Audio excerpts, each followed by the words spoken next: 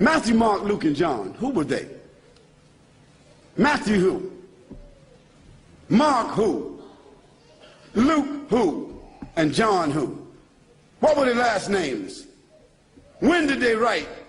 Did they know Jesus Christ? Did they walk with Jesus Christ? Did they eat with Jesus Christ? Did they talk with Jesus Christ? Did they even meet Jesus Christ? The answer is no, no, no, no.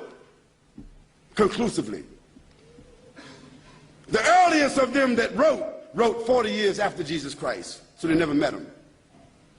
The last of them wrote 80 years after Jesus Christ, never met him. The other thing is, all of them seem to have written the gospel according to. Now, when you write a letter, do you sign it according to? According to is the third party.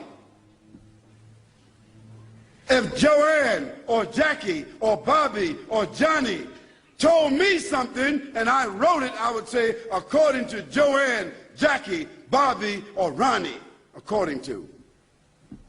But those four people would not write a letter and in front of it say Jackie according to Jackie and not even write her last name.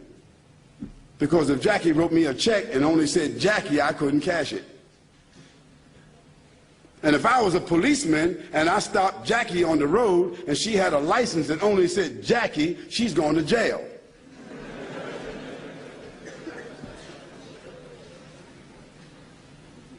Where in the world is a document with only one name of four different writers that did not meet the one whom they're writing about? Where is that accepted in the whole world? Nowhere except in the Bible. And the church fathers and the church writers and the Christian historians, they all agree that perhaps those four writers themselves were only pen names. Because a writer would not write his first name according to. And there's a great amount of suspicion that the man called Paul, Saul of Tarsus, that because he wrote all the books from Acts all the way to the end of the New Testament, how many books is that? How many? 16, 15, 17, 19? All the books of Acts on, Colossians, Ephesians, Corinthians, Romans, Galatians, all of those books are written by whom? Paul, Saul of Tarsus, another man who never walked, who never talked, who never met, who never ate, who never prayed, who never knew Jesus Christ. Isn't that something? Now here we find four writers and another one between them that wrote all the New Testament books that never talked, never walked, never ate, never prayed, never met the man called Jesus Christ. Yet in their words, the first mentioning of the Trinity came from where? From Jesus or from them? The first mentioning of Jesus being divine, a man God, came from whom? From them. The first mentioning that Jesus is the Son of God came from whom? From them. Jesus never said in his own words any such words, but it was the men who never met him, who claimed to have written, who didn't know their last names.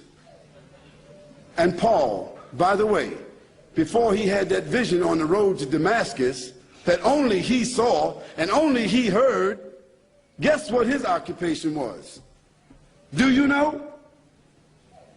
He was a bounty hunter, a hunter of Christians, hunting them down like animals, binding them and bringing them to where?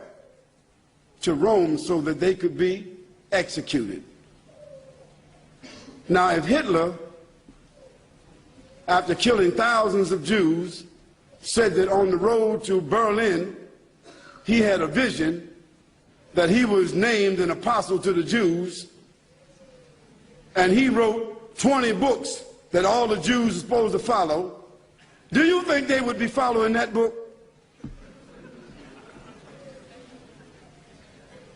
I don't understand how people just don't read history. This is not what Khalid said, so don't get angry with me. This is your own scripture, your own Bible scholars, their own church fathers. All of them agree that Paul never met Jesus, that Matthew, Mark, Luke, and John never met Jesus. By the way, they were not disciples. Nor were they walkers and talkers of the disciples. They were just writers and historians.